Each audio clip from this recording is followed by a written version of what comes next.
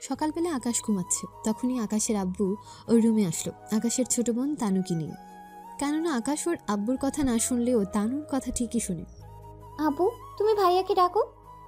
আমি পারবো না, তুই ডাক। তাছাড়া তুই তো জানিস আমি তোর ভাইয়াকে কতটা ভয় পাই, তাই তুই ডাক তোর ভাইয়াকে। আমি জানি আকাশ তোর কথা ফেলতে পারবে না। আব্বু, আমি একটা কথা আজও বুঝলাম না। তুমি রাজ্যের সিএম, যেখানে সবাই তোমার সাথে কথা বলতে ভয় পাচ্ছে, সেখানে কিনা তুমি ভাইয়াকে ভয় পাও? তুই তো জানিস সবাই বাহিরে আমাকে ভয় পায়, সাথে বাড়িতে থাকা সবাইও, কিন্তু আমি ভয় পাই ওর রাগ প্লাস জেদটাকে। তাই তো তোকে নিয়ে এসেছি, তুই থাকলে আমি একটু ভরসা পাই। তাহলে আব্বু, তুমি একটু অপেক্ষা করো, আমি ভাইয়াকে ডেকে দিচ্ছি। ভাইয়া, এই ভাইয়া, তাড়াতাড়ি ওঠ। আব্বু তোর সাথে কি নিয়ে যেন কথা বলবে। এ কথা শুনে আকাশের আব্বু ভয় পালালো, সাথে তানু কোনো কিছু ভেবে তানুও পালালো। এদিকে আকাশ উঠে কাউকে না দেখে ঘুমোতে যাবে, কিন্তু ঘুম ভেঙে যাওয়ায় না ঘুমিয়ে উঠে পড়ে। উঠে ফ্রেশ হয়ে নিচে নামে, এসে দেখে সবাই বসে আছে নাস্তা করার জন্য। নাস্তা শেষে আকাশ ওর আব্বুকে বলে, আব্বু, তুমি অফিসে যাওনি? হ্যাঁ যাবো তো, নাস্তাটা সেরে নেই। হ্যাঁ, আস্তে আস্তে খাও। আব্বু, আমি বলছিলাম কি, আজকে তোমাকে অফিসে আমি দিয়ে আসবো।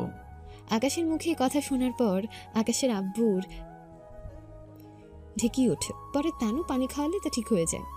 কি হলো আব্বু? কিছু না, আমি ভাবছিলাম যেখানে তোকে কোনো দিনও নিতে পারিনি, সেখানে তুই কিনা নিজে থেকেই যেতে চাচ্ছিস। হ্যাঁ যাব, তবে কেউ আমার পরিচয় যেন না জানে। মানে হলো আমি যে তোমার ছেলে তা যেন কেউ না বুঝতে পারে। কিন্তু কেন? জানলে ক্ষতি কি? আমি যখন বলছি জানবে না কেউ, তো তখন জানবে না। ঠিক আছে, জানবে না। নাস্তা শেষ করে আকাশ ওর আব্বুকে নিয়ে রওনা দেয়। আকাশ ওর নিজের গাড়িতে করে ওর আব্বুর গাড়িগুলোকে পাঠায় অন্য আরেকটা রাস্তা দিয়ে। আকাশ ওর আব্বুকে অফিসে নিয়ে যায়। অফিসে গিয়ে জানতে পারি আকাশের আব্বু যে ওনার গাড়িতে কেউ যেন অ্যাটাক করেছিল। এতে কিছু অফিসার মারা যায়, সাথে অ্যাটাক করতে আসে লোকগুলোও মারা যায়। তার মানে আকাশ তুই আগে থেকেই জানতি? হ্যাঁ জানতাম, সেজন্য তোমাকে আমার সাথে নিয়ে আসি। সাথে ওদেরকে আরেকটা রাস্তা দিয়ে পাঠিয়েছি, কিন্তু ওরা তবুও জানলো কি করে এটাই ভাবছি। কে কি জানলো আকাশ? না কিছু না, তুমি অফিস থেকে কোথাও যেতে চাইলে আমাকে কল দেবে। এক কথায় আমি এই সিকিউরিটির উপর নির্ভর করে তোমাকে একা ছেড়ে দিতে পারবো না। তাই তুমি যখন বের হবে তোমার সাথে আলাদা 4 জন লোক থাকবে। আলাদা কেন? সরকার তো তা মানবে না। আব্বু, তোমাকে এত কথা চিন্তা করতে হবে না। তোমার সাথে আলাদা করে 4 জন লোক থাকবে, ওরা তোমাকে বাঁচাবে। কারণ সিকিউরিটির উপর ভরসা করতে পারবো না আমি। ঠিক আছে, কিন্তু ওরা দেখতে কেমন এইগুলো তো জানতে হবে। আমি ওদের কল করেছি, ওরা এখনই চলে আসবে। তাই তুমি আমার সাথে নিচে চলো, কেননা তুমি না গেলে ওদের কেউ ভিতরে ঢুকতে দিবে না। আকাশ ওর আব্বুকে নিয়ে নিচে নামে। নিচে নেমে ওই লোকগুলোকে ভেতরে ঢুকিয়ে নেয়। ওই লোকগুলো কালো পোশাকে ছিল। তাই আকাশের আব্বু জিজ্ঞেস করে, এর এমন পোশাকে থাকবে নাকি? হ্যাঁ আব্বু, ওরা এই পোশাকে থাকবে। আকাশ, তাই বলে এই কালো লম্বা কোট পরবে নাকি? এদের তো দেখতে মাফিয়াদের মতো লাগছে। দেখো আব্বু, যা বলছি তাই করো। আর হ্যাঁ, তোরা 4 জন শুনে রাখো, আব্বুর সাথে সব সময় থাকবে। কোনো সমস্যায় পড়লে আমাকে অবশ্যই জানাবে। আব্বু, এখন তাহলে আমি যাচ্ছি, তুমি বরং তোমার কাজ করতে থাকো। তা না হয় করবো, কিন্তু তুই কোথায় যাবি? আমার কাজ আছে, তাই আমি সেখানে যাব। তুমি নিজের খেয়াল রাখবে। কথাগুলো বলে আকাশ অফিস থেকে বের হয়েছে। এইদিকে সমস্ত টিভি চ্যানেলে সিএমের উপর আক্রমণের খবর সবাই জেনে যায়, কিন্তু সিএম তখন ওই গাড়িগুলোতে ছিল না, তাও চ্যানেলে বলা হয়। এইদিকে টিভির এই নিউজগুলো শুনে জেবেল টেবিলের উপর বাড়ি দেয়, কেননা ডেভিল চেয়েছে সিএমকে মেরে ওনার জায়গায় বসতে, যাতে করে পুরো শহরটাই রাজত্ব করতে পারে। কিন্তু অন্যদিকেও আকাশ ছেড়ে দেওয়ার পাত্র নয়। আকাশ ওখান থেকে বের হয়ে চলে যায় অন্য আরেকটা জগতে। অন্য আরেকটা জগৎ বলতে খুন খারাপি করার জগতে, যে জগতে নেই কোনো মায়া দয়া, সে কোন ছাড়। সেখানে শুধু প্রতিশোধ নেওয়ার জন্য ওই জগৎটা তৈরি করা হয়েছে। আকাশ এখন সেই জগতেই যাচ্ছে, কেননা আকাশের আব্বুর উপর ডেভিলি হামলা করে যা আকাশ জেনে যায়। তাই সকালে আকাশ ওর আব্বুকে নিয়ে বেরিয়ে গিয়েছিল, যাতে করে ওর আব্বুর কোনো ক্ষতি না হয়। কিন্তু ডেভিড এটা জানে না যে আকাশের আব্বুই সিএম। এদিকে আকাশও রাস্তানায় চলে আসে। ওখানে আসলে সবাই আকাশের নামে জয়ধ্বনি দেয়। তোমরা নিশ্চয়ই জানো আমাদের রাজ্যের সিএমের উপর হামলা হয়েছিল। সাথে তোমরা এটাও জানো কে হতে পারে সে। তাই তোমরা লোকজন রেডি রাখো, আমি ডেভিলের আস্থানে হামলা দেব। চিন্তা করবেন না বস, আমি এখনই লোকজনকে রেডি করতেছি। তাড়াতাড়ি করো, ওকে একটা উচিত শিক্ষা দিতে হবে। বস, একটা কথা বলার ছিল। জিএম স্যার কি আপনার পরিচিত? না মানে ওনাকে কেউ কিছু বললে আপনি ওদের বিরুদ্ধে অ্যাকশনে যান, তাই কথাটা বলছি। সেই সম্পর্কে জানানোর প্রয়োজন হয়নি। তাই তোমাকে যে কাজটা করতে দিয়েছি ওই কাজটা আগে শেষ করো। আসিফ চলে যায় লোকজন রেডি করে। লোকজন রেডি হলে আকাশ ওদের নিয়ে বেরিয়ে পড়ে ডেভিলের লোকদের মারতে। কারণ আকাশ এখানে ডেভিলকে পাবে না। কারণ ডেভিল কখন কোথায় থাকে তা ডেভিলের লোকজনও তেমন একটা জানে না। তবু আকাশ যদি ও রাস্তানায় এভাবে হামলা করতে থাকে তাহলে ও রাস্তানা আগের চেয়ে দুর্বল হতে থাকবে। তাই আকাশ ও লোকজনকে নিয়ে জঙ্গলের ভেতর চলে যায়। যাওয়ার আগেও লোকদের বলতে থাকে, দেখো ওখানে সাবধানে ঢুকতে হবে, কোনো ভুল করা যাবে না, তাই সবাই নিজেদের খেয়াল রাখবে। আকাশ যেতে যেতে কয়েকজনকে মেরে ফেলে। এভাবে একে একে লোকদের মারছে আর ভেতরে ঢুকতে থাকে। এভাবে মারতে মারতে আকাশ ওর লক্ষ্যে চলে গেল। কেননা এখন সামনে একটা বাড়ি দেখা যাচ্ছে। তাই আকাশ এখন ওই বাড়িটাই হামলা করবে এবং দেখবে কোনো ক্লু পায় কিনা। তাই ওই বাড়িতে থাকা সবাইকে মেরে ফেলে, শুধু একজনকে বাঁচিয়ে রাখে। ওই লোকটাকে অনেক প্রশ্ন করেছিল আকাশ, কিন্তু কোনো প্রশ্নেরই উত্তরই দিতে পারছে না ওই লোকটি। তাই আকাশ লোকটাকে মেরে ফেলে চলে আসে। ওখান থেকে বের হয়ে আকাশ ওর লোকদের আস্তানায় পাঠিয়ে দিয়ে ওর আব্বুর অফিসে চলে যায় আকাশ। ওখানে গিয়ে অনেক রকমের লোকদের দেখে, কেননা এদেরকে আকাশের সুবিধার মনে হচ্ছে না। তাই আকাশ ওর আব্বুকে ইশারায় বলে লোকদের বের করে দিতে। তিনিও তাই করে। ওই লোকদের চলে যেতে বললে ওরা চলে যায়। আকাশ, ব্যাপারটা কি? তেমন কিছু না। এই লোকগুলো কেন এসেছিল? ওদের একটা প্রজেক্টের ব্যাপারে বলছে, ওই প্রজেক্ট সাইন করে দিতে। কিন্তু আমি যখন দেখলাম ফাইলটা তখন বুঝতে পারলাম এটা সাইন করলে অনেক সাধারণ লোকজনের ক্ষতি হবে। আমারও ওদের মুখটা দেখে এমন মনে হয়েছিল। তাই ভালোই করেছো, আমি এখন বাড়িতে যাব। ওখান থেকে তানুকে নিয়ে আমি বের হব শপিংয়ে। তুমি ওদের সাথে আসবে। যেমনটা তুই বলবি। তাহলে আমি গেলাম। তবে ওই লোকগুলোর মতিগতি আমার থেকে ভালো লাগছে না। ওরা কিছু একটা প্ল্যান করতে পারে, তাই সাবধানে থাকবে।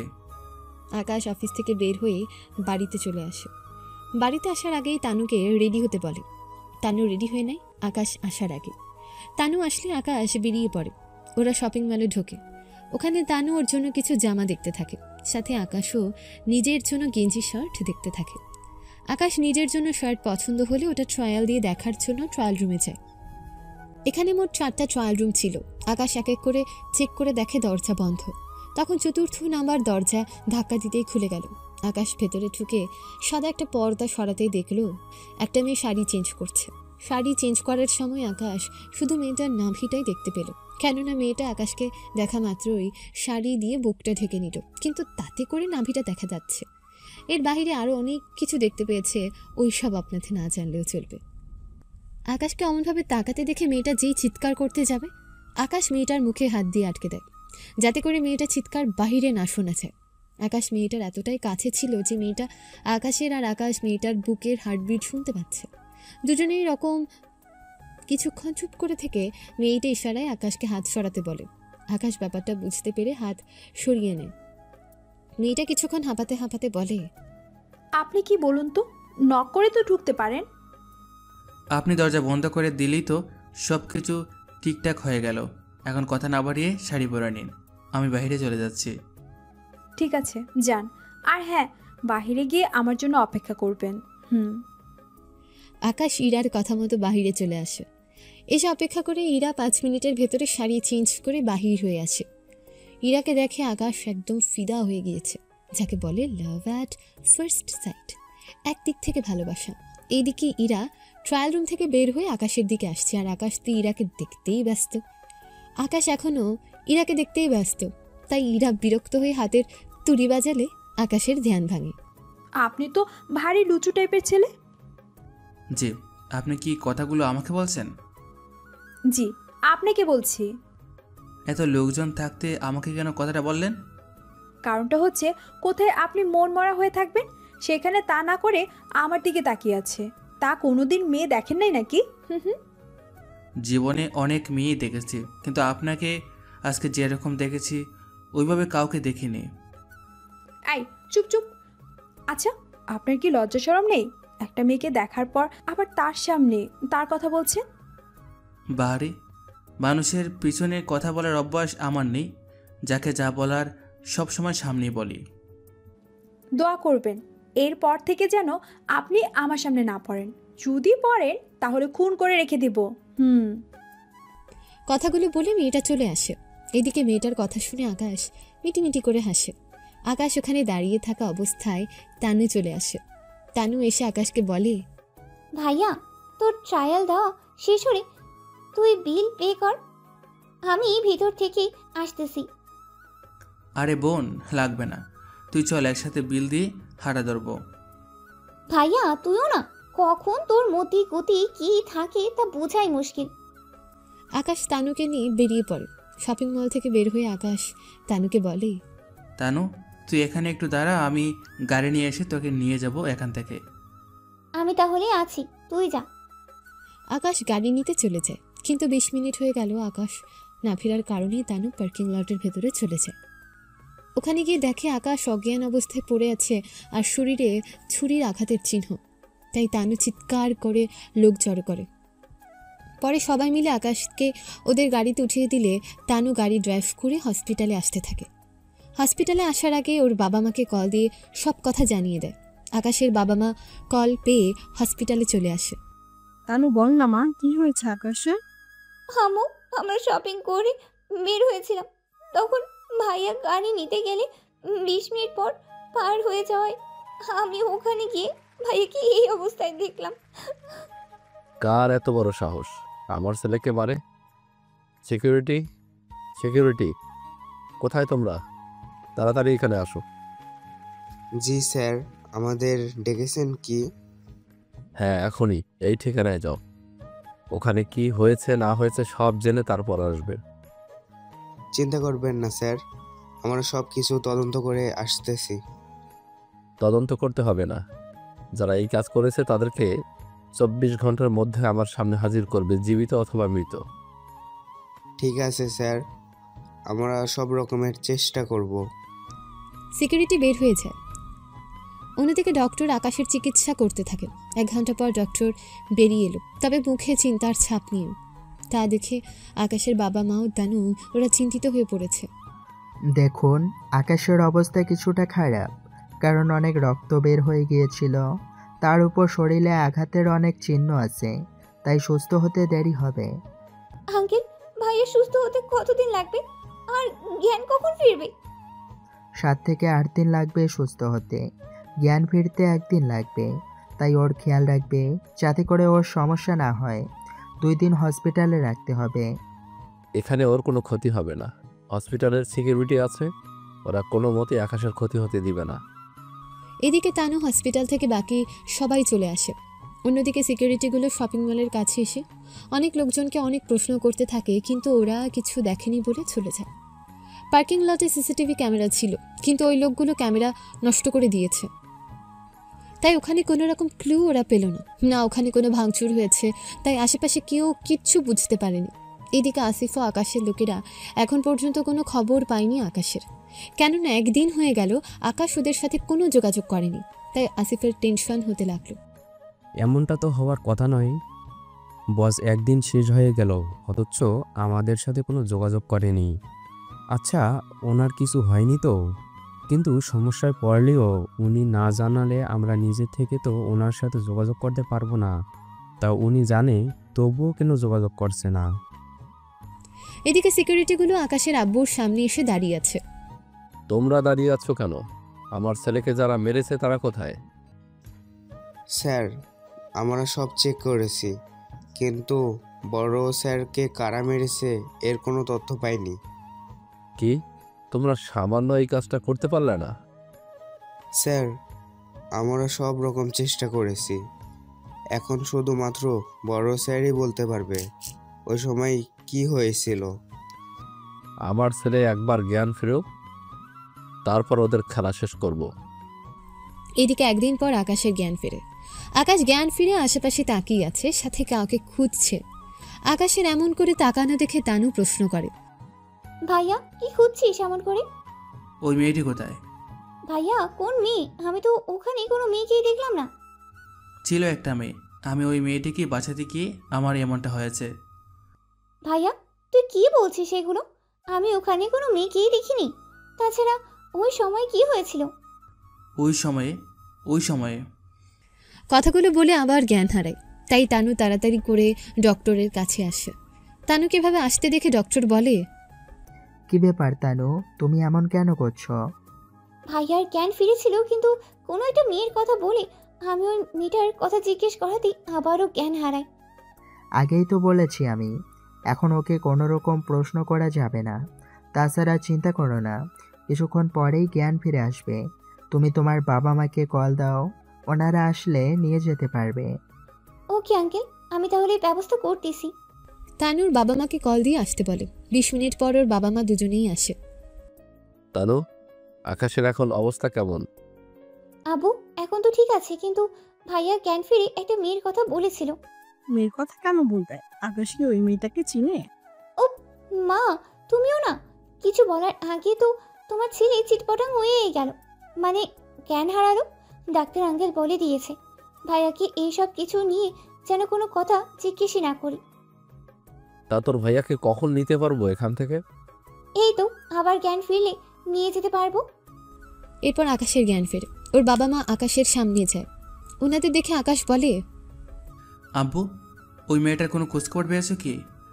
দেখ আকাশ, আমরা ওখানে কোনো মেয়েকে দেখিনি, নাই তানু কাউকে দেখেছে। তাছাড়া সিসিটিভিতেও আমরা কাউকে দেখিনি। এটা কি করে সম্ভব হতে পারে? মেয়েটা তাহলে গেল কোথায়? কিছু কি ভাবছিস তুই? না আব্বু, আমার ফোনটা দাও, তার সাথে আমাকে কিছু রেস্ট করতে দাও। এরপর আকাশকে ওর বাবা ফোন দিলে আকাশ ফোন হাতে নিয়ে বিছানার পাশে রেখে ঘুমিয়ে পড়ার ভান ধরে শুয়ে থাকে। সবাই রুম থেকে চলে গেলে আকাশ কল দেয় আসিফকে। জি বস, বলেন। আপনার দেখি কোনো খোঁজখবরেই নেই। আমার উপর হামলা হয়েছিল। কি বলছেন কি বস? হ্যাঁ, ওরা কৌশল অবলম্বন করেছিল একটা মেয়েকে দিয়ে। কি হয়েছিল বস, আমাকে একটু খুলে বলেন। বেশি কিছু না, তুই এখন যাবি এই শপিং মলে, ওখানে গিয়ে খোঁজ নে, তাহলে ওই মেয়েটির ব্যাপারে জানতে পারবি। তুই যে করি পারিস খুঁজে বের কর। চিন্তা করবেন না, ওই মেয়েটাকে আপনার সামনে এনে হাজির করব। ওরা কথা বলে কল কেটে দেয়। এইদিকে আকাশ শুয়ে পড়ে। 4 দিন পর আকাশ পুরোপুরি সুস্থ হয়ে যায়। সুস্থ হয়ে আকাশ চলে আসে ওর আস্তানায়, কেননা আসিফ ওই মেয়েটাকে খুঁজে বের করেছে। তাই আকাশ ওই মেয়েটার সাথে কথা বলার জন্যই এই মেয়েটাকে তুলে আনে। সেজন্য আকাশ ওই মেয়েটার সামনে গিয়ে দেখে ট্রায়াল রুমের ভেতরে থাকা মেয়েটা। সেজন্য আকাশ কিছুটা আশ্চর্য হয়ে যায়। আসিফ, এই কাকে নিয়ে এসেছিস তোরা? বস, সঠিক মেয়েকেই তো ধরে এনেছি। এই মেয়েটাই ছিল ওই দিন পার্কিং এরিয়াতে। এই মেয়ে চুপ করে আসিস কেন? বল, সেদিন তুই ছিলি ওখানে। বিশ্বাস করুন, আমি কাউকে মারার জন্য কাউকে সুপারিশ করিনি, আর না কোনো সাহায্য করেছি। তাহলে ওই দিন ওখানে কি করেছিলি তুই?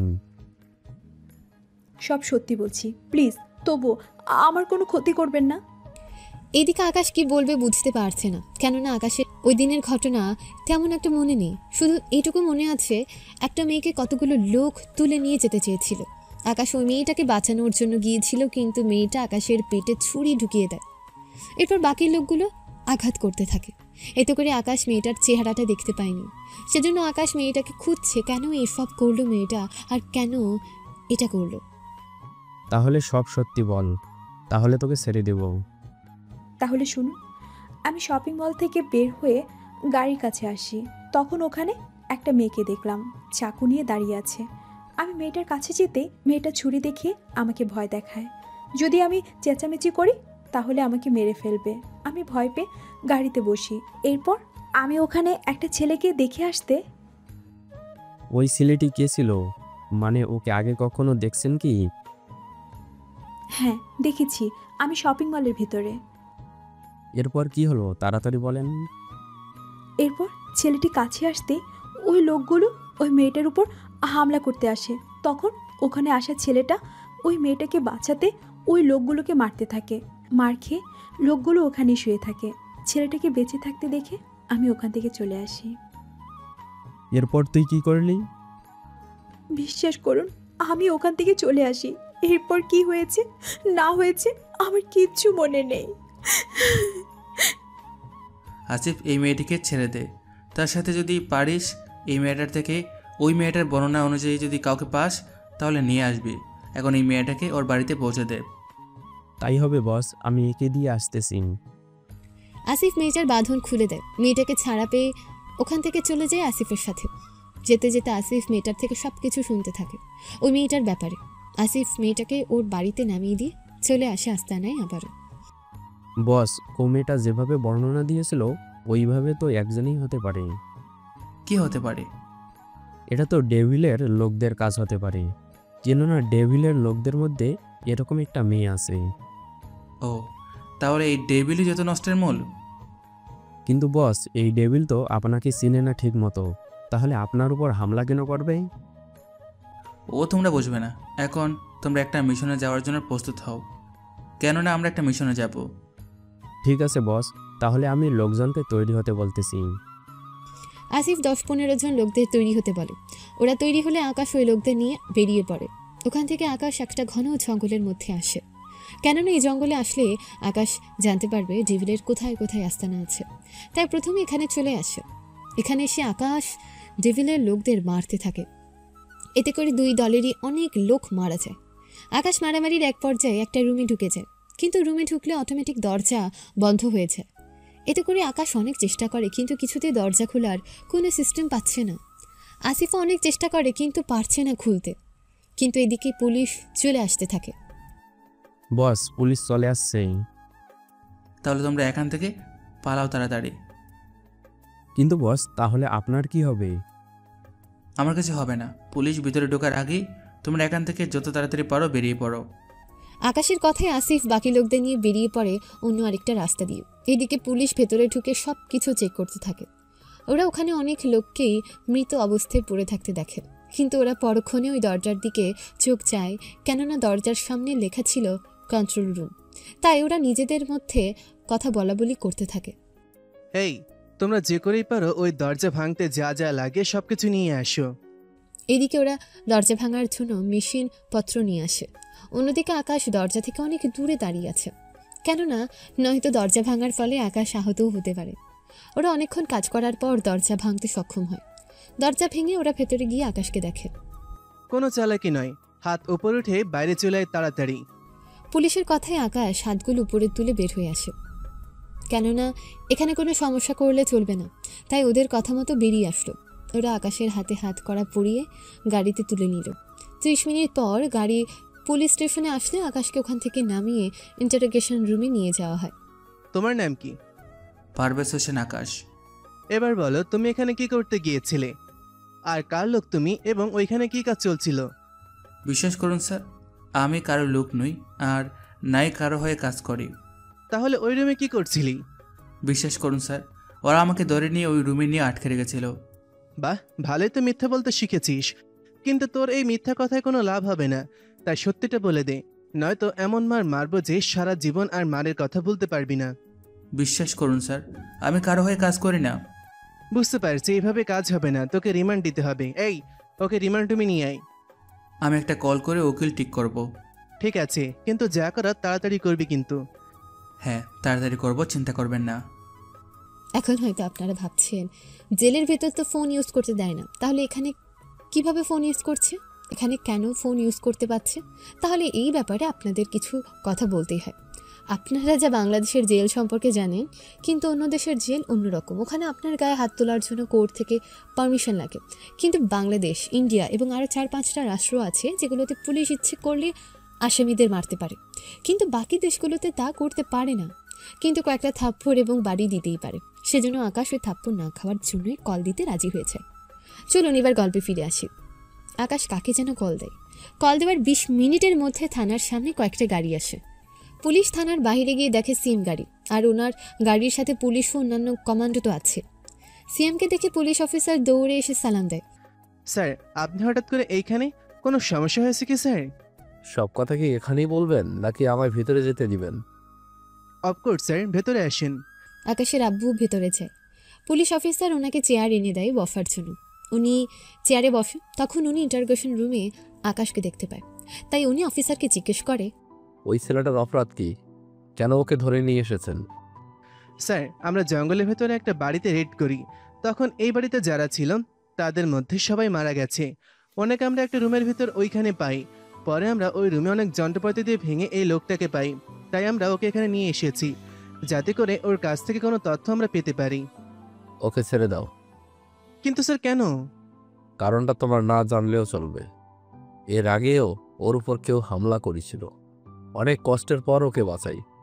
যখন আবার সুস্থ হয়েছে তখন এই লোকগুলো ওকে হয়তো আবারও তুলে নিয়ে গিয়েছিল। যদি এমনটা হয় তাহলে আমি ওনাকে ছেড়ে দিচ্ছি, কিন্তু উনি আমাদের একবারও বলেনি যে আপনি ওনার পরিচিত হন। ও এমনই, কোথাও পাওয়ার দেখাতে চায় না। ঠিক আছে স্যার, আমি এখনই ছেড়ে দিচ্ছি। আকাশকে ছেড়ে দেওয়া হলো। আকাশ ওর আব্বুর সাথে বাড়ির দিকে আসতে থাকে, কিন্তু পথে আকাশকে ওর আব্বু একের পর এক প্রশ্ন করেই যাচ্ছে, কিন্তু আকাশ কোনো প্রশ্নের উত্তরই দিচ্ছে না। বাড়িতে আসার পর আকাশ ভাবতে থাকে কিভাবে কি করতে হবে।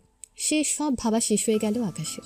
তার সাথে আসিফকে কল দিয়ে জানিয়ে দেয় যে আকাশ এখন ঠিক আছে, কেননা ওদেরকে যদি না জানানো হয় ব্যাপারটা তাহলে ওরা টেনশন করতে পারে।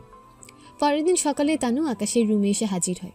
ভাইয়া, তোকে একটা কথা বলার ছিল। কি কথা? তাছাড়া তোর মুখটা এভাবে শুকনো দেখাচ্ছে কেন? আসলেই হয়েছে কি, আমাকে এই কয়েকদিন ধরেই কয়েকটা ছেলে বিরক্ত করেই যাচ্ছে।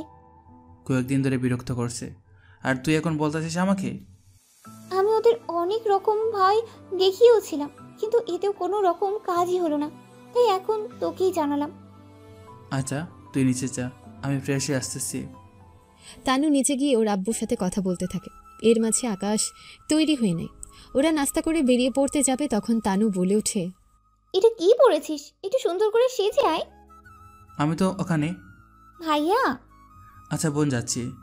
আকাশ উপরে গিয়ে রেডি হয়ে নেয়, কেননা আকাশ মারামারি করার উদ্দেশ্যে রেডি হয়েছিল, কিন্তু এখন আবার চেঞ্জ করতে বলেছিল, সেজন্য একটু অবাক হয় আকাশ। তাই এবার রেডি হয়ে বেরিয়ে এলো। ওখান থেকে তানুকে নিয়ে বেরিয়ে পড়লো ভার্সিটির উদ্দেশ্যে। পথে যেতে ওরা অনেক কথা বলতে থাকে, কিন্তু তানু একবারও ওই ছেলেদের কথা বলছে না। তানু, ব্যাপারটা কি বলতো? তুই তো বলেছিলি তোকে বিরক্ত করে কোনো ছেলেগুলো, কিন্তু এখন তো কাউকে দেখছে না। আরে ভাইয়া, এটা তো ভার্সিটির ভিতরে। তুই ভার্সিটিতে চল, তারপর না হয় সব বলছি। আকাশ ভার্সিটিতে চলে আসে। এই ভার্সিটির প্রিন্সিপাল স্যারই একমাত্র আকাশ ও তানুর পরিচয় জানে, আর নয় বাকি লোকজন জানে যে ওর বাবা বিজনেসম্যান। আকাশ তানুকে নিয়ে ভার্সিটির ভেতরে যায়। কিরে, কই ওই ছেলেগুলো? ভাইয়া, তুই কি মারামারি করার জন্য এখানে এসেছিস নাকি? আরে আমি কি তা বলছি নাকি? আমার কাজ আছে, তাই তো বললাম। চল আমার সাথে ওই গাছের নিচে। তানু আকাশকে নিয়ে চলে যায় গাছের নিচে। ওখানে গিয়ে ওরা বসে বসে কথা বলতে থাকে। তখন তানুর বাকি বান্ধবীগুলো আসতে থাকে। ওরাও গাছের নিচে বসে পড়ে, কিন্তু আকাশ এতগুলো মেয়ের মাঝে একটা মেয়েকেই চেনা চেনা লাগছে আকাশের। আচ্ছা, আপনাকে আমার খুব চেনা চেনা লাগছে কেন? ইরার দিকে তাকিয়ে এদিকে ইরা আকাশের দিকে তাকায়। ইরারও আকাশকে কিছুটা পরিচিত মনে হচ্ছে, তাই ইরা বলে ওঠে, আমারও আপনাকে কিছুটা চেনা চেনা মনে হচ্ছে। আমার মনে হয় আমি যদি ভুল না করে থাকি তাহলে আমি শপিং মলে দেখা ওই মেয়েটি যাকে আমি কথাটা বলার আগে ইরা উঠে গিয়ে আকাশের মুখ চেপে ধরে। এতে ওরা সবাই কিছুটা আশ্চর্য হয়। পরে ব্যাপারটা বুঝতে পেরেই ইরা হাত সরিয়ে নেয়, কেননা আকাশ যদি শপিং মলের ঘটনা বলে দেয় তাহলে ওরা সবাই ইরাকে নিয়ে মজা করতে পারে। তাই ইরা বাধ্য হয়ে এমনটা করলো। এই সব কিছু দেখে তানু তো বলে ওঠে, ইরা, তুই কি ভাইয়াকে আগে থেকে চিনিস? চিনি মানে? আমাদের তো আগেও দেখা হয়েছিল ট্রায়া। আপনি চুপ করবেন? ইরা এমন চেঁচানো দেখি ওরা কিছুটা অবাক হয়। কি রে, এভাবে চেঁচালি কেন? তোর ভাইয়াকে চুপ করতে বল, নয়তো এখানে গলা টিপে ধরবো। আচ্ছা, আমি চুপ করলাম। তানু, তুই এখানে কেন এনেছিস? তুই তো বলেছিলি তোকে কিছু ছেলে বিরক্ত করছে, তাহলে ওই ছেলেগুলো কোথায়? কি, আপনি এখানে এসে ছেলেদের মারবেন? আপনাকে দেখে তো অতটা সাহসী মনে হচ্ছে না। ভাইয়া, ওরা তো মনে হয় আজকে আসেনি। তাহলে আমি বরং যাই, তুই এখানে আড্ডা দে। ভাইয়া, আরো কিছুক্ষণ থাক আমাদের সাথে। না রে বোন, অনেক কাজ বাকি আছে। কাজ তো থাকবে, আপনি নিজে তো কাজ করেন না, এখন গিয়ে হয়তো বা আবার বিজনেস দেখবেন, তাই তো? এই আপনাকে কেন বলতে যাব আমি? বা বললে কি আমি আপনার সাথে যাব নাকি? হুম হুম। আপনাকে কে নিচ্ছে আমার সাথে? তানু আমি যাচ্ছি, তুই থাক। আকাশ ওখান থেকে কিছুটা দূরে চলে আসে গাড়ি করে।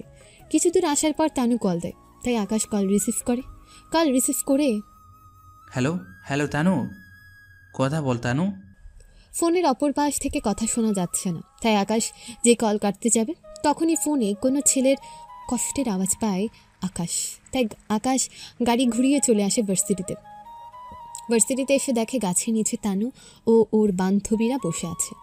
ওদের পাশে দাঁড়িয়ে আছে কয়েকটা ছেলে, কিন্তু ওদের দেখে মনে হচ্ছে ওরা তানুর পরিচিত না। তাই আকাশ ওদের কাছে যায়, এখানে কি হচ্ছে? কিন্তু আকাশের কথার কোনো রিপ্লাই আসলো না। ছেলেগুলো কথা বলেই যাচ্ছে, তাই আকাশ একটা ছেলের ঘাড়ে হাত রাখে। এতে করে বাকি সবাই কথা বন্ধ করে দিয়ে পেছনে ফিরে তাকায়। কে রে, তুই আমার গাড়ি হাত দিয়েছিস? তুই জানিস আমি কে? আমি জানি না দেখি তো জানতে এসেছি। বাহ, তোর সাহস দেখে আমি অবাক হয়ে যাচ্ছি। যেখানে পুরো ভার্সিটির সবাই আমাকে ভয় পায়, সেখানে তুই কিনা আমার ঘাড়ে হাত রেখে কথা বলতেছিস? ও তাই নাকি? তা পুরো কলেজে এতগুলো মেয়ে থাকতে আমার বোন কি তোর চোখে পড়লো? কি করব, তোর বোন তো আসলে একটা মা। কথাটা বলে শেষ করার আগেই আকাশ রকির গালে একটা ঘুষি দেয়।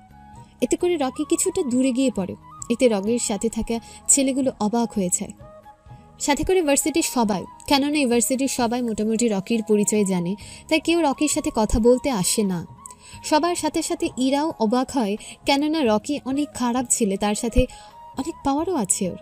আকাশ রকিকে মারতে থাকে, সাথে ওর বন্ধুদেরও। ওদের মেরে মেরে সবাইকে মাটিতে শুয়ে দেয় আকাশ। এতে করে ইরা সব ভার্সিটির সবাই আরও অনেকে অনেক খুশি হয়। ওদের মেরে আকাশ তানুর কাছে যায়। আর কোনো ভয় নেই তানু, চল তোকে নিয়ে বাসায় যাই। একা একা রেখে যাওয়াটা ঠিক হবে না। আকাশ যেই তানুকে নিয়ে আসতে থাকে তখনই ইরা আহ! কেননা ইরার হাতে গুলি লেগেছে। আকাশ যখন তানুকে নিয়ে যেতে থাকে তখন রকি বন্দুক বের করে যেই গুলি করতে যাবে তখনই ইরা আকাশের সামনে চলে আসে, যার কারণে গুলি এসে ইরার হাতে লাগে। গুলির শব্দ শুনে আকাশ পেছনে তাকায়, দেখে রকির হাতে বন্দুক আর ইরার হাতে রক্ত। তখন আকাশের বুঝতে বাকি রইল না যে রকির গুলি করে আর ইরা এসে সামনে দাঁড়িয়ে যায়। তাই আকাশ নিজের পায়ের থেকে বন্দুক বের করে রকিকে গুলি করে। এতে করে রকির গায়ে গুলি লাগে, রকি মাটিতে শুয়ে যায়। ইরার হাতে রক্ত দেখে আকাশ দেরি না করে ইরাকে কোলে নিয়ে গাড়িতে বসায়, সাথে তানুও বসে পড়ে গাড়িতে। গাড়ি নিয়ে হসপিটালে চলে আসে। হসপিটালে ওদের পরিচিত ডক্টরকে দেখায়। ডক্টর আঙ্কেল, ওর গুলি লেগেছে, আপনি ওকে সুস্থ করে তুলুন। আকাশ, চিন্তিত হওয়ার কারণ নেই। গুলি হাতে লেগেছে, তেমন কোনো সমস্যা হবে না। আমি দেখতেছি ব্যাপারটা, তোমরা এখানে অপেক্ষা করো। আকাশ ও তানু এখানে অপেক্ষা করতে থাকে। ওইদিকে রকির বন্ধুরা ওকে তাড়াতাড়ি করে নিয়ে আসে হসপিটালে। এদিকে রকির অবস্থা অনেক খারাপ, কেননা রকির পেটে গুলি লাগার কারণে অনেক রক্ত বের হয়ে যায় রকির। এদিকে রকির বাবাকে খবর দেওয়া হয়। রকির বাবা আসার আগে পুরো হসপিটালে সিকিউরিটি এবং পুলিশ দিয়ে ভরিয়ে দেয়, কেননা রকির বাবাও একজন রাজনীতিবিদ। তার সাথে ওনার আরও একটা পরিচয় আছে যা আপনারা জানতে পারবেন। রকির বাবা হসপিটালে আসলে রকির বন্ধুদের কাছ থেকে সব কথা জানতে পারে। পুলিশ অফিসার, যেখান থেকেই পারেন এই ছেলেটাকে আমি জেলের ভেতর দেখতে চাই। ওর এত বড় সাহস আমার ছেলেকে গুলি করে। চিন্তা করবেন না স্যার, আমরা ভার্সিটি থেকে ওইখান থেকে সব খোঁজখবর নিয়ে এই ছেলেটাকে আপনার সামনে হাজির করব। হ্যাঁ, যত তাড়াতাড়ি পারো কাজটা করো। ওকে থানায় নিয়ে এমন মার মারবে যে সারা জীবন যেন ও এই মারের কথা না ভোলে। ঠিক আছে স্যার, তাহলে আমি এখন যাচ্ছি। এদিকে ইরার অপারেশন শেষের দিকে, কিন্তু ডক্টর বের হয়ে বলে, আকাশ, পেশেন্টের রক্ত লাগবে এ পজিটিভ। আঙ্কেল, আমি দিব রক্ত, আপনি চিন্তা করবেন না। তাহলে চলো আমার সাথে। আকাশ ডক্টরের সাথে চলে যায়। অন্যদিকে রকিরও অপারেশন শেষ হয়ে যায়। পুলিশ অফিসার ভার্সিটিতে গিয়ে সব ইনফরমেশন নিয়ে হসপিটালে চলে আসে। এখানে থেকে ওরা আকাশের খোঁজ নিয়ে চলে আসে আকাশের কাছে। আপনি কি আকাশ? হ্যাঁ, আমি আকাশ, কিন্তু আপনারা আমাকে কেন খুঁজতেছেন? এমপি সাহেবের ছেলেকে গুলি করার অপরাধে আমরা আপনাকে গ্রেপ্তার করছি। এদিকে আকাশকে নিয়ে যেতে থাকে পুলিশ। তখনই ইরার বাবা এসে হাজির। কি ব্যাপার আকাশ, তুমি এখানে কেন? আর তোমাকে পুলিশ কেন নিয়ে যাচ্ছে? আঙ্কেল, এসব বিষয়ে পরে জানাবো আপনাকে। এখন শুধু এটা শুনে রাখুন, আমি কিছুক্ষণ পরে চলে আসব। কিন্তু আপনি এখানে কেন? আমার মেয়ের গুলি লেগেছে, তাই আমি ওকে দেখতে এসেছি। আর তানু, তুমিও দেখছি এখানে দাঁড়িয়ে আছো। আমার মেয়ে ইরা কোথায়? আঙ্কেল, ও ভিতরে। এখন আর কোনো সমস্যা নেই, আপনি নিশ্চিন্তে থাকতে পারেন। এদিকে আকাশকে পুলিশ নিয়ে যেতে থাকে, তা আসিফ দেখে ফেলে, তাই আসিফ বাকি লোকদের খবর দেয়। এদিকে পুলিশ আকাশকে নিয়ে যেতে থাকে। অন্যদিকে আকাশের লোক পুরো রাস্তা গাড়ি দিয়ে ভরিয়ে রেখেছে, যাতে করে পুলিশের গাড়ি সামনে দিয়ে যেতে না পারে। আসিফ গাড়ি থেকে নেমে গুলি করতে থাকে পুলিশের উপরে, কিন্তু পুলিশের গায়ে গুলি না করে পায়ের দিকে করে, যাতে করে ওরা বেঁচে থাকে। দেখুন, আমরা আপনাদের মারতে আসিনি, আমরা এসেছি আকাশ ভাইকে নিয়ে যেতে। তাই আপনারা যদি ভালো চান তাহলে আকাশ ভাইকে ছেড়ে দিন। এদিকে পুলিশের কোনো কিছু করার ছিল না, কেননা পুলিশ ছিল 5-6 জন আর মাফিয়াদের গাড়ি ছিল 5-6টা। তাই ওরা ভয় পেয়ে আকাশকে যেতে দেয়। আকাশ ওদের গাড়ি থেকে বের হয়ে আসিফের কাছে চলে আসে এবং গাড়িতে বসে যায়। এদিকে পুলিশ অফিসার এমপি সাহেবকে কল দিয়ে ব্যাপারটা জানিয়ে দেয়। এমপি সাহেব কল দিয়ে ওনার কিছু লোকদের আকাশের পেছনে লাগিয়ে দেয়। কিছু মিনিটের মধ্যে আকাশের গাড়ি ফলো করতে থাকে কয়েকটা গাড়ি মিলে, কেননা আকাশের গাড়িতে আসিফ ও আকাশ আছে, বাকি গাড়িগুলো আস্তানায় চলে যায়। এই সুযোগে ওরা আকাশকে একা পেয়েছে, তাই ওর উপর হামলা করতে ওদের সুবিধা হয়। ওরা আকাশের সাথে গাড়ি বাড়ি দিতে দিতে জঙ্গলের ভেতর চলে আসে। জঙ্গলের ভেতর আকাশ গাড়ি থেকে নেমে যায়, সাথে আসিফও। অন্যদিকে ওদের সামনে 3-4টা গাড়ি থেকে প্রায় 20 জনের মতো লোক নামে। ওরা নেমেই গুলি করতে থাকে। এতে করে আকাশের গাড়ির তো অবস্থা অনেক খারাপ হয়ে যায়, কিন্তু আকাশ ও আসিফ ওরা দুজনেই গুলি করতে থাকে। এতে করে ওদের মধ্যে কয়েকজন লোক মরে যায়। বাকি যে কয়েকজন আছে ওরা ভয় পেয়ে চলে যায় গাড়ি নিয়ে। ওরা চলে যাওয়াতে আকাশ আসিফকে নিয়ে চলে আসে। আসিফকে জঙ্গলের ভেতর পাঠিয়ে দিয়ে আকাশ চলে আসে হসপিটালে। আঙ্কেল, ইরা এখন কেমন আছে? ভাইয়া, তুই এসেছিস? আমি তো আব্বুকে কল দিয়ে জানালাম সব কিছু। আচ্ছা, সেসব পরে দেখা যাবে। এখন এরা কেমন আছে? এখন ভালো আছে, কিন্তু জ্ঞান ফিরেনি। কিন্তু তোর এই অবস্থা কেন? পরে বলবো। আঙ্কেল, আপনি একটা কাজ করুন, এরাকে বাড়িতে নিয়ে যান, কেননা এখানে থাকাটা ঠিক হবে না। আচ্ছা আকাশ, আমি ওকে নিয়ে এখনই বাড়িতে যাচ্ছি।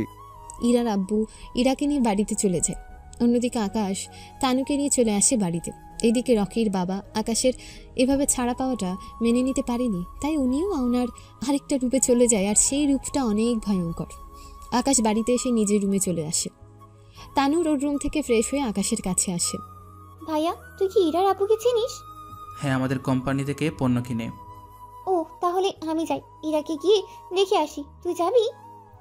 না তানু, তুই বরং গিয়ে দেখে আয়। তানু চলে যায় ইরাদের বাড়িতে। ওখানে ইরার সাথে দেখা হয়, কেননা তখন ইরার জ্ঞান ফিরে এসেছে। তাই তানু ইরার সাথে অনেক কথা বলতে থাকে। তখন ইরা বলে ওঠে, আচ্ছা, তোর ভাইয়া আসেনি? ভাইয়া এসে কি করবে, তাই আমি সাথে করে নিয়ে আনিনি। আচ্ছা, ভালো করেছিস, কিন্তু আমি এখানে কি করে আসলাম? আমি তোকে সবটাই বলছি। তোর গুলি লাগার পর এরপর তানু ইরাকে সবগুলো ঘটনা বলতে থাকে।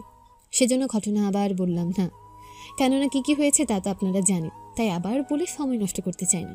এদিকে তানু ইরাদের বাসা থেকে বের হয়ে আসে। এদিকে রাত হয়ে যায়, কিন্তু তানু বাড়িতে না ফেরার কারণে আকাশ ইরার আব্বুকে কল করে, কিন্তু উনি জানায় তানু দুপুরের পরেই বের হয়ে গিয়েছিল। তানু কি এখনো বাড়িতে ফেরেনি? না আঙ্কেল, সেজন্য আমি আপনাকে কল দিলাম। সে কি, তাহলে কোথায় গেল তানু? ওর নম্বরে কল দিয়েছো কি? জি আঙ্কেল, কিন্তু নাম্বার বন্ধ। তবে আপনি চিন্তা করবেন না, আমি ঠিকই ওকে খুঁজে বের করে নেব। তাই আকাশ ইরার বাড়ির কাছে আসে। ওখানে থাকা সবগুলো সিসিটিভি ক্যামেরা দেখতে থাকে। তানু কোন রাস্তা দিয়ে কোথায় গিয়েছিল। ইরাদের বাড়ি থেকে বের হয়ে তানু হাইওয়ে রোডে চলে আসে। হাইওয়ে রোডে আসলে তো ওখান থেকে কোনো মতেই কিছুই করতে পারবে না, কিন্তু হাইওয়ে রোড শেষের দিকে তো। তাই আকাশ দেরি না করে হাইওয়ে রোড শেষ করে, কেননা এখান থেকে দুটো রাস্তা আছে একটু সামনে, একটা আকাশদের বাড়ির দিকে, আরেকটা রাস্তা জঙ্গলের ভেতর দিয়ে যায়। তাই আকাশ জঙ্গলের ভেতর যেতে থাকে। ওখানে যেতে যেতে আকাশ অনেক কিছু খেয়াল করে। তখনই আকাশের চোখে পড়ে একটা গাড়ির দিকে, কেননা গাড়িটা পুরোপুরি ফুরে গিয়েছে, যার জন্য বোঝাই যাচ্ছে না এটা কার গাড়ি।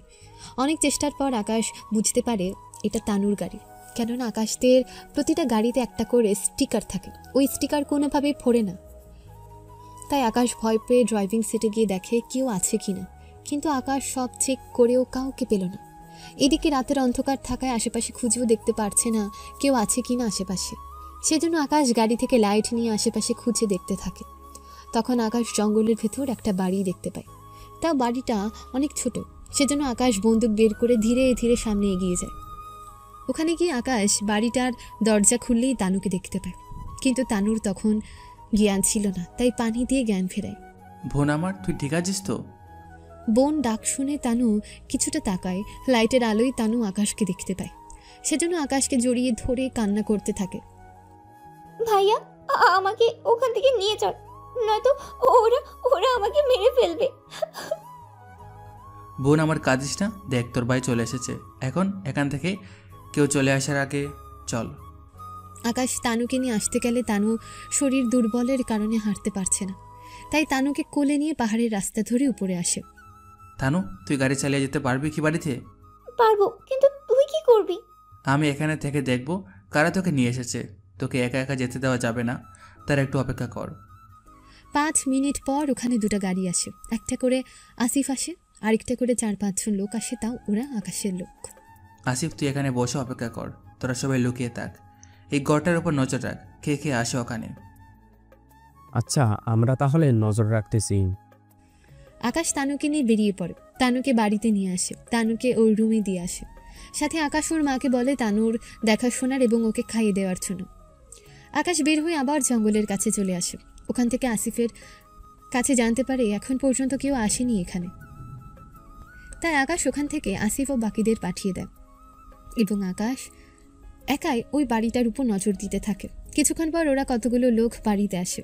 ওরা ওখানে তানুকে না দেখতে পেয়ে বুঝতে পারে কেউ ওকে নিয়ে চলে গেছে, তাই আকাশ ওখানে থাকা সবাইকে মেরে ফেলে এবং মারার পর ওদের কাছে আসে। তখন ওদের ফোন বেজে ওঠে, সেজন্য আকাশ ফোনটা হাতে নেয়। নম্বরটা আকাশের চেনা চেনা লাগছে, কেননা এই নাম্বারটা টেবিলের। ওখান থেকে আকাশ চলে আসে। এদিকে হসপিটালের ভেতরে রকির জ্ঞান ফিরে পায়। বল, তোর এই হাল কি করে হলো? আব্বু, একটা ছেলে।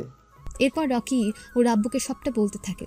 এইদিকে পুলিশ রকির বাবাকে কল দিয়ে জানায় আকাশ পুলিশের হাত থেকে পালিয়ে যায়, তাই পুরো শহরে আকাশকে ধরার জন্য পুলিশ লাগিয়ে দেয়। কয়েক ঘন্টা পর পুলিশ আকাশকে ধরে নেয়। আকাশ কখনো ভাবেনি পুলিশ যে আকাশের উপর নজরদারি করবে। পুলিশ আকাশকে নিয়ে এসে লকআপের ভেতর ঢুকিয়ে রাখে এবং সাথে করে এমপি সাহেবকে কল দেয়। স্যার, আপনি যেমনটা বলেছেন তুলে এনেছি ওই ছেলেটাকে। সাবাস, ওকে বেঁধে রাখ, আমি এসে ওর ব্যবস্থা করব। এইদিকে আপনারা ভাবছেন আকাশকে কেমন করে পুলিশে ধরলো, তাহলে শুনুন। আকাশ সকালবেলা ইরাকে দেখার জন্য ওর বাড়িতে যায়। ওখানে ইরার আব্বুর সাথে দেখা হয়। কেমন আছেন আঙ্কেল? এই তো আলহামদুলিল্লাহ ভালো, তবে মেয়েকে নিয়ে অনেক চিন্তিত। কোনো চিন্তা করবেন না, দেখবেন সব ঠিক হয়ে যাবে। তাহলে তো ভালোই হয়। তুমি নিশ্চিত হীরাকে দেখতে এসেছো? হ্যাঁ আঙ্কেল। ইরা তো উপরে আছে, তুমি ওর সাথে গিয়ে কথা বলো। আচ্ছা আঙ্কেল। আকাশ উপরের দিকে চলে আসে, এসে ইরার রুম খুঁজতে থাকে। কয়েকটা রুম দেখার পর আকাশ ইরার রুমটা খুঁজে পায়। রুমটা যেই খুলতে যাবে আবারও সেই একই কাণ্ড। ইরা একা একা জামা পরতে থাকে। তখনই আকাশ দেখে ফেলে, তবে এবার ইরা একটু চেঁচায়নি। আকাশ দরজা বন্ধ করতে যাবে, তখনই ইরা বলে ওঠে, পালাতে হবে না আপনাকে, ভিতরে আসেন। কি বলছেন? আপনি জামা পরে নিন, তারপর না হয়। আরে সমস্যা নেই, আপনি আসুন তো। আকাশ অনেকটা ভয় ভয় রুমে ঢুকলো, সাথে চোখ বন্ধ করে নিল। তা দেখি ইরা কিছুটা মুচকি হাসছে। কি ব্যাপার, চোখ বন্ধ করে রেখেছেন কেন? না, আসলে আপনার জামা ঠিক নেই সেজন্য। বাহ, ওই দিন তো সব দেখে নিয়েছেন। তাছাড়া নতুন করে আধিক্যতের কিচ্ছু নেই, তাই চোখ মেলে আমাকে জামা পরতে সাহায্য করেন। কি বলছেন? আমি পরাবো আপনাকে জামা? বারে, আপনি পরালে অসুবিধাটা কোথায়? আপনি একটা মেয়ে আর আমি ছেলে, এভাবে কিচ্ছু হবে না, তার আগে দরজা বন্ধ করে নেন। আকাশ দরজা বন্ধ করে ইরার কাছে আসে এবং ইরাকে জামা পরাতে সাহায্য করে। আকাশ জামা পরানোর সময় হাত কাঁপছিল, তা দেখে ইরা হাসি পাচ্ছে। কি ব্যাপার, আপনার হাত এভাবে কাঁপছিল কেন? না মানে মানে কি বলেন? কিছুই তো বুঝতে পারছি না। আসলে কোনো মেয়ের গায়ে কখনো জামা পরানো তো দূরের কথা, গায়েও কখনো হাত দেয়নি। কারো গায়ে না দিল আমার গায়ে দিবেন? আপনার গায়ে কেন দিব বলুন তো? আপনাকে এসব জানতে হবে না। আমাকে দেখা হয়ে গেলে এবার আসতে পারেন। ঠিক আছে, তাহলে আমি চলে যাচ্ছি। আর হ্যাঁ, যাওয়ার আগে নাম্বারটা দিয়ে যান। কেন, কি করবেন? প্রেম করব আপনার সাথে। এতে করে আপনার কোনো সমস্যা আছে কি? হুম। না, আমার কোনো সমস্যা নেই, তাহলে আমি যাই। একটু দাঁড়ান। আকাশ ওখানে দাঁড়িয়ে থাকলে ইরা আকাশের সামনে এসে আকাশকে জড়িয়ে ধরে, সাথে আকাশের ঠোঁটে ঠোঁট লাগিয়ে কিস করে। কিছুক্ষণ পর আকাশকে ছেড়ে দেয়। কি ব্যাপার, মাথায় সমস্যা হলো নাকি মেয়েটার? কোনো সমস্যা হয়নি, তবে এইটুকু মনে রাখবেন, আপনি অনেক আগে থেকে আমার মনটা দখল করে নিয়েছেন। এই মনে অন্য কেউ আসতে পারবে না, আর নয় তুমি অন্য কাউকে তোমার মনে জায়গা দিবে। তার মানে আমি ধরে নিব কি? হ্যাঁ, ঠিক ধরেছ। তোমাকে এখন কিচ্ছু বলার প্রয়োজন নেই। 5 দিন পর আমার জন্মদিন। যদি তোমার উত্তর হ্যাঁ হয়, তাহলে ওই সবার সামনে। বুঝতে পেরেছি, যদি না হয় উত্তর? এমনটা হলে আমি চিরবিদায়। বলার আগে আকাশ মুখে হাত দিয়ে থামিয়ে দেয়। ইরার রুম থেকে বের হয়ে গাড়িতে ওঠে এবং গাড়ি চালাতে থাকে। তখন কিছু দূর যাওয়ার পর পুলিশ চেকপোস্টের সামনে আকাশকে গ্রেফতার করে। গ্রেফতার করার পর বাকি কাহিনীগুলো তো আপনারা জানেনই। থানার ভেতরে আকাশকে আটকে রাখা হলো। আকাশকে যে গ্রেফতার করা হয়েছে তা এখনও আকাশের পরিবারের মধ্যে এবং বাহিরের মধ্যে কেউই জানে না। পুলিশ স্টেশনের ভেতরে এমপি সাহেব চলে আসে। অফিসার, কোন ছেলে আমার রকিকে মেরেছে? এই তো স্যার, এই ছেলেটা। আঙ্গুলের ইশারায় আকাশকে দেখিয়ে। তা এই ছেলেটাকে মারতে থাক, যতক্ষণ না পর্যন্ত ও বেঁচে আছে ততক্ষণ পর্যন্ত মারবি। কিন্তু স্যার, এটা রিস্কি কাজ হয়ে যাবে। তাহলে আমি এখানে আসি কোন কারণে? তাহলে স্যার, আপনি কোনো চিন্তা করবেন না, আপনার চোখের সামনেই ওকে আমি মারবো। পুলিশ জেলের ভেতরে আকাশের কাছে আসে। এতে আকাশের মাথা ধরে উপরের দিকে উঠালেই এমপি সাহেব আকাশের মুখটা দেখতে পায়। বাহ বাহ, তুই কাকে ধরে নিয়ে এসেছিস? তুই কি তা জানিস? কি বলছেন কি স্যার? কে এই ছেলে? না থাক, তোকে জানতে হবে না। তুই ওকে এমন মারবি যেন ও সারা জীবন মনে রাখে। সাথে অনেকগুলো কেসে ওকে ফাঁসিয়ে দিবি। তার চেয়ে গুরুত্বপূর্ণ কথা হলো, ওকে সারানোর জন্য অনেক লোক আসতে পারে। তাই যা করার তাড়াতাড়ি করবি। চিন্তা করবেন না স্যার, আপনি শুধু আমার দিকে একটু তাকাবেন, বাকিটা আমার উপর ছেড়ে দেন। তাড়াতাড়ি কর, ওকে মেরে কোথাও ফেলে দিয়ে আসবি, যাতে করে ওর পরিচয় কেউ না জানে। কথাগুলো বলে রকির বাবা ওখান থেকে চলে যায়। উনি যাওয়ার পরই পুলিশ স্টেশনে আকাশের আব্বু আসে। উনি এসে পুলিশ অফিসারের কাছে যায়। পুলিশ অফিসার ওনাকে দেখতেই স্যালুট দেয়। স্যার, আপনি এখানে? হ্যাঁ, আমি এখানে। আকাশকে কোন অপরাধে ধরে নিয়ে এসেছেন? স্যার, এই ছেলেটা এমপি স্যারের ছেলেকে গুলি করে, তাই একে এখানে ধরে নিয়ে এসেছি। এক্ষুনি ওকে ছেড়ে দাও। কিন্তু স্যার, কেস ফাইল করা হয়ে গেছে, এখন কি করে ছাড়বো? এমপি সাহেব যদি কেস তুলে নেয় তাহলে আমি ছেড়ে দিতে পারি। আপনি কি ভুলে গিয়েছেন আপনি কার সাথে কথা বলছেন? কিন্তু স্যার, এমপি সাহেবকে কি বলবো? বলবে যে সিএম এখানে এসে ওকে নিয়ে গিয়েছে। ঠিক আছে স্যার, তাই হবে। আমরা তাহলে ছেড়ে দিচ্ছি। পুলিশ অফিসার আকাশকে ছেড়ে দেয়। এদিকে আকাশ গাড়িতে গিয়ে বসে। ওখানে বসার পর গাড়ি চলতে থাকে। আকাশ তখন ওর আব্বুকে সব কিছু খুলে বলতে থাকে। ওইসব কথা বলতে বলতে আকাশ চলে আসে বাড়িতে। আকাশ বাড়িতে আসার পর রেস্ট নিতে চলে যায়। এদিকে পার্টি অফিসে মিটিং ডেকেছে, কেননা আকাশকে ছাড়ানোর ব্যাপারে কথা উঠতে পারে, তাই আজকের এই মিটিং। ওখানে সবাই উপস্থিত হয়। আজকে এই মিটিং কেন ডাকা হয়েছে? আপনার ক্ষমতা আছে বলে আপনি এভাবে যাকে খুশি থানা থেকে সারিয়ে নিতে পারবেন না। ও তাই? তা আমার কাছে সব তথ্য আছে। আপনার ছেলে একটা মেয়ের উপর গুলি চালিয়েছে, সে অপরাধে ওকেও তো তাহলে জেলে রাখতে হয়। কিন্তু স্যার, দেখুন, আপনার ছেলেও সমান অপরাধী, সেটা আপনি খুব ভালো করেই জানেন। তাই এই নিয়ে কোনো কথা বলবেন না আজকে। ঠিক আছে, আপনি যখন বলছেন তখন না হয় চুপ থাকলাম। তাহলে আজকের মিটিং এখানেই শেষ, আপনারা সবাই তাহলে আসতে পারেন। সবাই চলে যায়। সবার সাথে সাথে আকাশের আব্বু বাড়িতে চলে আসে। এদিকে আকাশ ও ইরা ওরা দুজনেই কথাবার্তা চালিয়ে যেতে থাকে। এভাবে 4 দিন কেটে যায়। ইরা আকাশ ওর পরিবারকে ইরার জন্মদিনে আসতে বলে, তাই আকাশ কথা বলা শেষ করে চলে আসে ওর আব্বুর কাছে। আব্বু, একটা কথা বলার ছিল। কি কথা? তোমার কাছে কালকে সন্ধ্যার পর সময় হবে কি? কাল তো অনেক গুরুত্বপূর্ণ মিটিং আছে, কিন্তু কেন বলো তো? না মানে কালকে। আকাশ কথাটা বলার আগেই তানু উপরের থেকে নামতে নামতে বলে ওঠে, কালকে আমরা সবাই ভাইয়ের হবু শ্বশুর বাড়িতেই যাব, আমার হবু ভাবির জন্মদিনে। তানুর কথা শুনে বাড়ির সবাই কিছুটা অবাক হয়। কেননা আকাশ যে কাউকে পছন্দ করে তা ওনারা কেউই জানতো না, সেজন্য ওনারা অবাক হয়। কি বলছিস কি এইগুলো? হ্যাঁ আব্বু ঠিকই বলছি, বিশ্বাস না হলে ভাইয়াকে জিজ্ঞেস করো। আকাশ, কথাগুলো কি সত্যি? হ্যাঁ আব্বু, আর কালকে তোমরা ওর জন্মদিনে গিয়ে বিয়ের কথাবার্তা বলে আসবে। ঠিক আছে, তাহলে কালকের সব মিটিং ক্যান্সেল করে দিচ্ছি।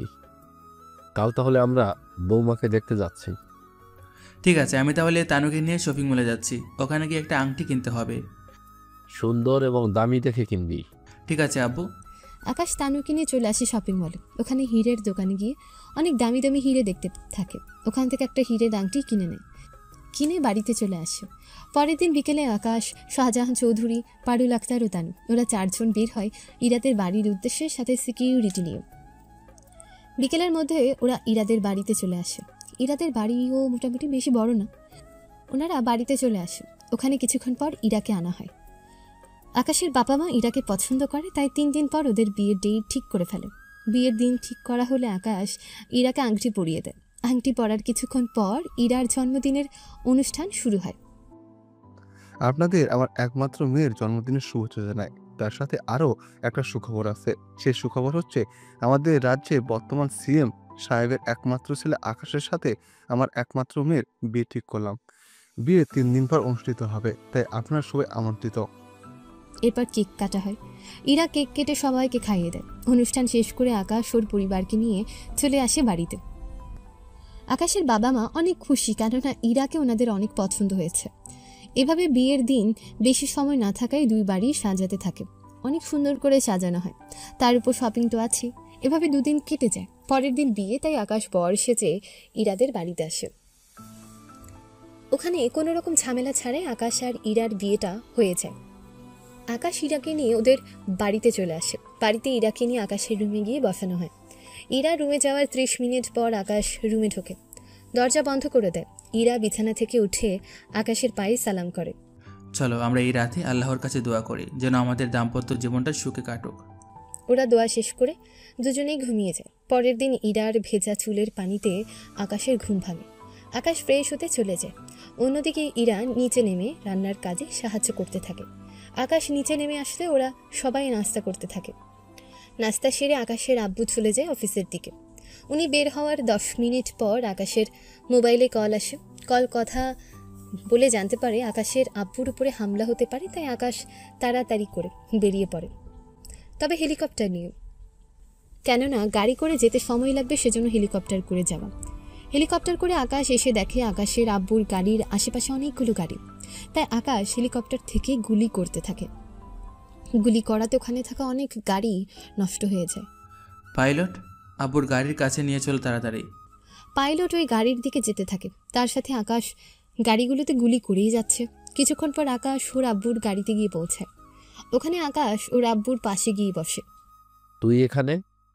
আমি খবর পেয়েছি তোমার উপর আক্রমণ হতে পারে, তাই আমি তাড়াতাড়ি করে এখানে এসেছি। আমাকে কারা মারতে চাইবে? রকির বাবা এমপি সাহেব। কিন্তু কেন? আব্বু এই বিষয়ে পরে কথা বলবো, এখন সময় কম। তোমাকে হেলিকপ্টারে পাঠিয়ে দিচ্ছি, তুমি অবশ্যই যত তাড়াতাড়ি পারো পৌঁছাও, কেননা ওখানে তুমি নিরাপদ থাকতে পারবে। এরপর অনেক কৌশলে আকাশ ওর আব্বুকে হেলিকপ্টারে উঠিয়ে দেয়। হেলিকপ্টার চলে যেতে থাকে।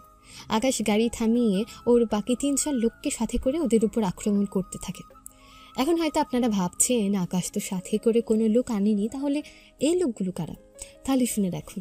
গল্পের শুরুতে আমি বলেছিলাম আকাশ ওর আব্বুর সিকিউরিটির জন্য 3 জন লোক রাখে। এই হচ্ছে সেই লোকগুলো। আকাশ একের পর এক লোকদের মারতে থাকে। এভাবে লড়াই করে আকাশ এখানে থাকা সবাইকে মেরে ফেলে, কেননা এদের বাঁচিয়ে রেখে আকাশের কোনো লাভ হবে না। এরা মরে যাবে, তবুও কার হয়ে কাজ করে তা স্বীকার করবে না, তাই ওদের মেরে ফেলে। এইদিকে সিএম বেঁচে যাওয়াতে ডেভিল টেবিলে বাড়ি দেয়। এই আকাশের এত বড় সাহস কি করে হয়? বারবার ওই ছেলে আমার লোকেদের মেরে ফেলছে। কি আছে ওর মধ্যে যা আমি দেখতে পাচ্ছি না? এদিকে আপনারা ভাবছেন ডেভিলের সাথে কি করে জড়িত, কিন্তু চিন্তা করবেন না, ঠিকই জানতে পারবেন সব কিছু। এদিকে আকাশের আব্বু অফিসে আসাতে এমপি মোটেও খুশি হয়নি। শাহজাহান চৌধুরী অফিসে এসে এমপি সাহেবকে ওয়ার্নিং দিয়ে দেয় যাতে করে ভবিষ্যতে এরকম কোনো কাজ যেন না করে থাকে। এদিকে শাহজাহান চৌধুরীর কথায় এমপি কিছুটা ভয় পায়।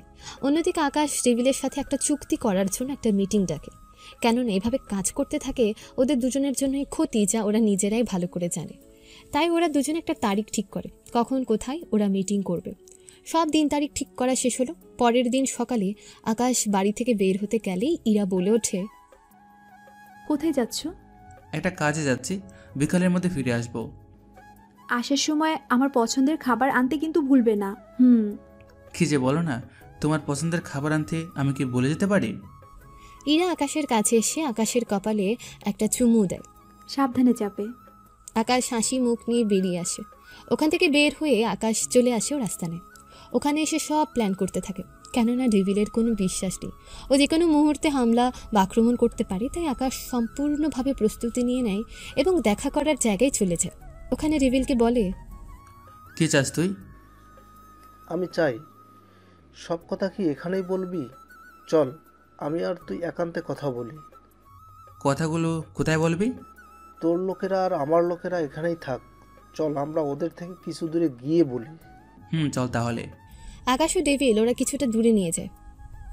দূরে গিয়ে ওরা নিজেদের মধ্যে কথা বলতে থাকে। ডেভিল, সিএম স্যারের পরিবার থেকে তোর নজর উঠিয়ে নে, নয়তো এর পরিণাম ভালো হবে না। আমি তো তোর কথা শুনতে এখানে আসিনি, শুধু এই কথা বলতে এসেছি।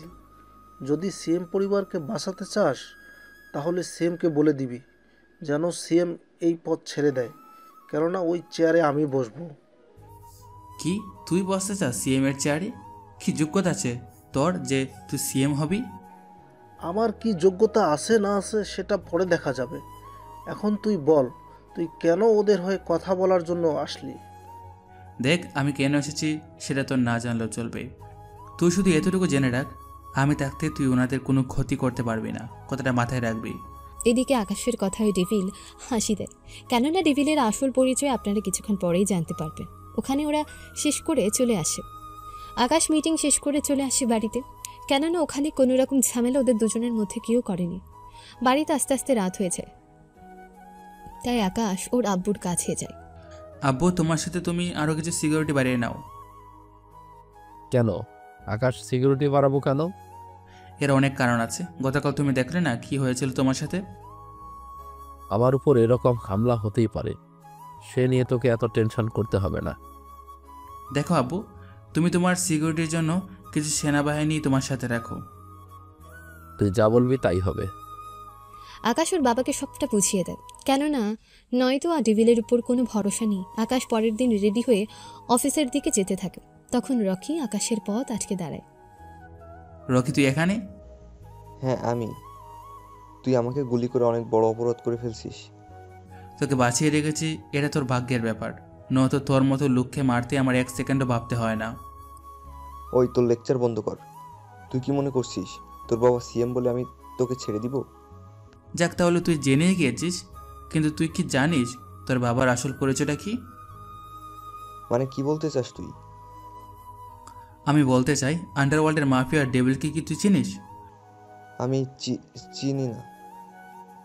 তোর কথার ধরনে বোঝা যায় তুই চিনিস। তোর বাবার এই এমপি পদের থেকে ডেভিলের পদের পাওয়ার অনেক বেশি, তাই না? আমার কাছে সব তথ্য আছে। এইগুলো যদি কমিশনারের কাছে দেই তাহলে তোর বাবার জেলে যেতে কিন্তু সময় লাগবে না। ওই তুই কি আমাকে ভয় দেখাচ্ছিস? ভয় দেখাচ্ছি না, ওয়ার্নিং দিচ্ছি। গতকাল তোর বাবাকে দিলাম, আজকে তোকে। আমার পর থেকে সরে দাঁড়া, নয়তো তোদের বাবা ছেলের লাশও কেউ খুঁজে পাবে না, কথাটা মাথায় রাখবি। আকাশ ওখান থেকে চলে আসে অফিসের দিকে। এদিকে অফিসে যাওয়ার কিছুক্ষণ পর আকাশ জানতে পারে ওর বাবার উপর কোনো মাফিয়া লোক আক্রমণ করেছে, যা বর্তমানে টিভিতে দেখাচ্ছে।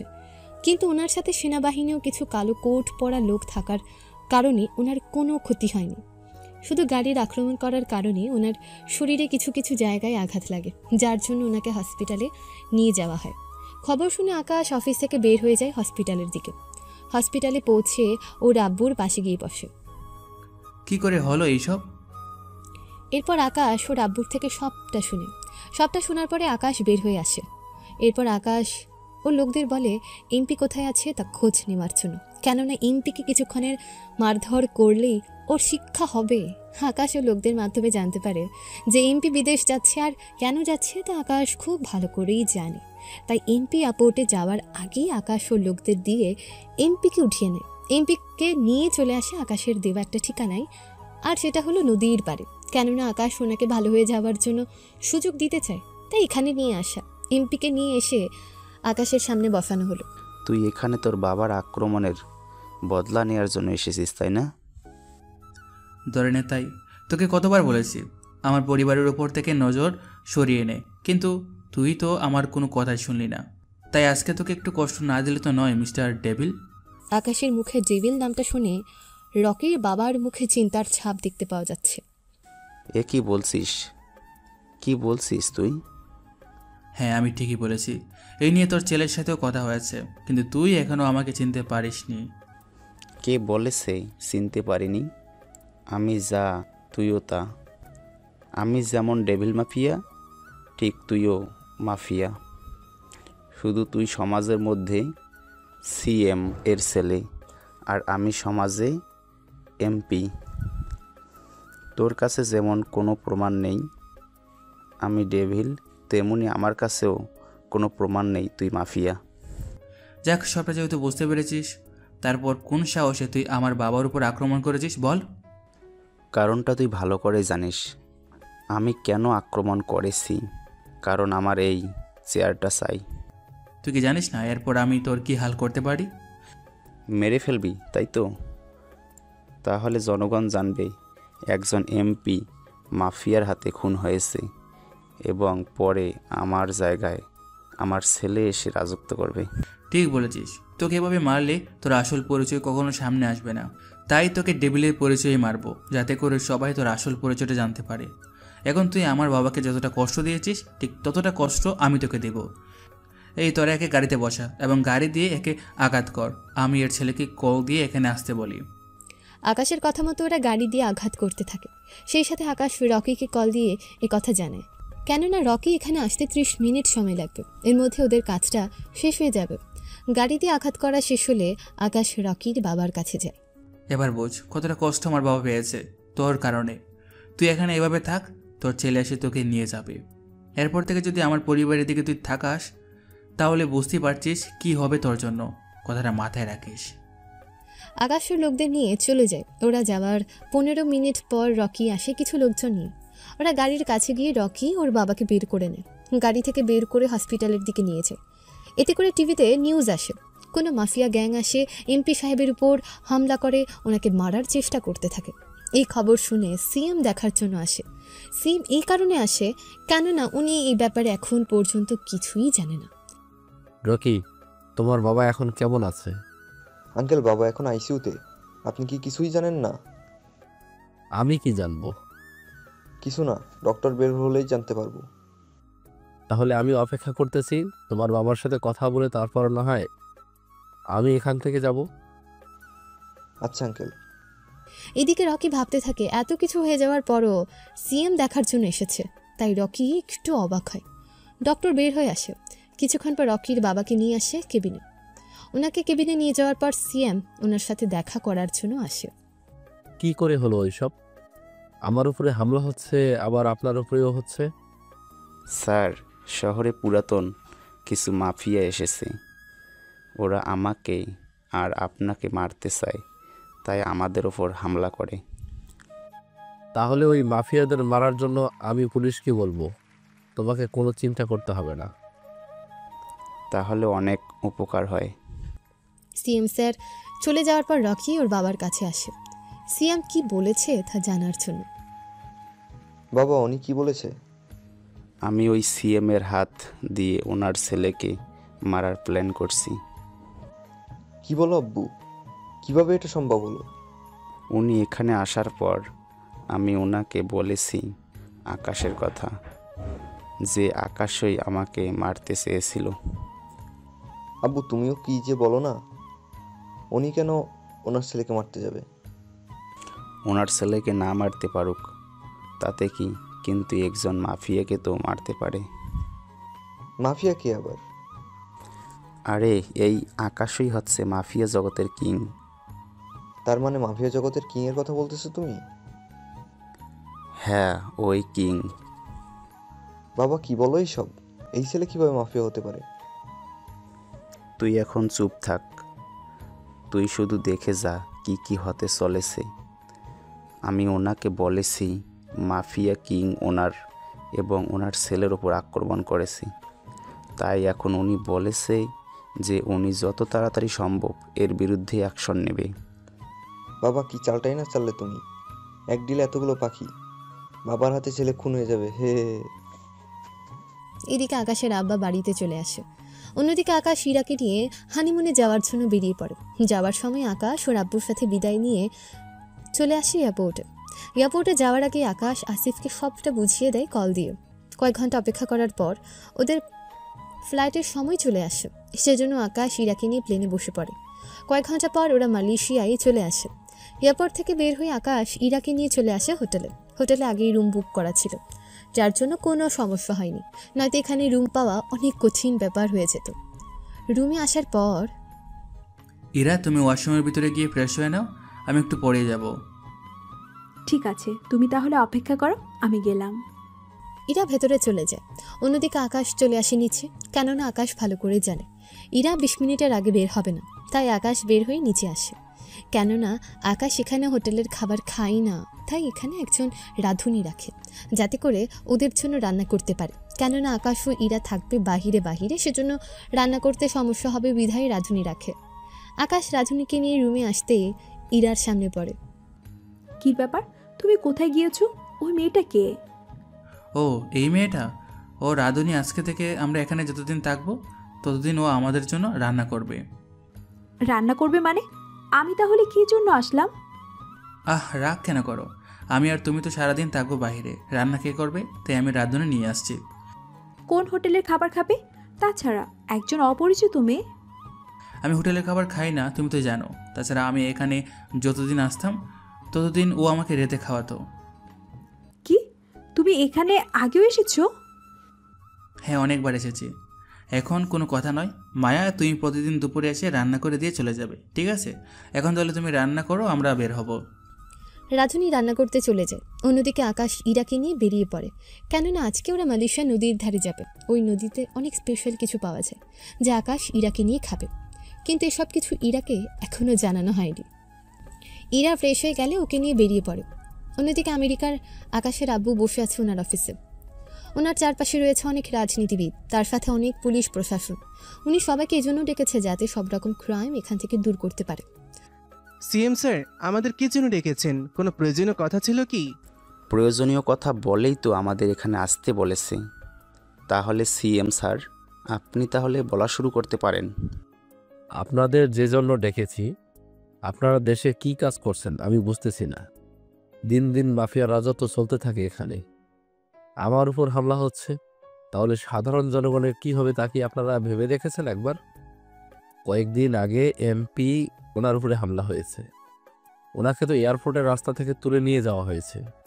তাহলে বলুন আপনারা, যেখানে আমরা নিরাপদে থেকেও আমাদের উপর এত হামলা হচ্ছে, সেখানে সাধারণ মানুষ কতটা নিরাপদে আছে বুঝতে পারছেন আপনারা? সরি স্যার, আমাদের দেশে দুজন মাফিয়া আছে, একজন হচ্ছে মাফিয়া কিং, অন্যজন হচ্ছে ডেভিল। এরা দুজনই দুজনের শত্রু। আমি যতদূর জানি মাফিয়া কিং সাধারণ মানুষের কোনো ক্ষতি করে না, কিন্তু ডেভিল সাধারণ মানুষের ও অনেক ক্ষতি করে। কিং আর ডেভিল এরা একজন আর একজনকে মারার জন্য সর্বদা প্রস্তুত থাকে। মাফিয়া কিং আপনাদের উপর কখনো হামলা করবে না, ডেভিল এই কাজ করলেও করতে পারে। এই যে আপনাকে এখানে কারো পক্ষ হয়ে কথা বলতে বলিনি। আপনারা কিন্তু সবাই জানেন এমপি সাহেব কেন রেগে গেল, তাই নতুন করে আপনাদের কিছু জানালাম না। সরি স্যার, আমি শুধুমাত্র সত্যটা জানালাম। দেখুন, আমি এত কিছু জানতে চাই না। কে দোষী আর কে নির্দোষ সেসব পরে দেখা যাবে। আপনি শুধুমাত্র সব পুলিশদের বলে দিবেন, যেখানেই মাফিয়ার লোকদের পাবে সেখানেই যেন মেরে ফেলে। কোনো গ্রেপ্তার করার প্রয়োজন নেই, সবাইকে মেরে ফেলবেন।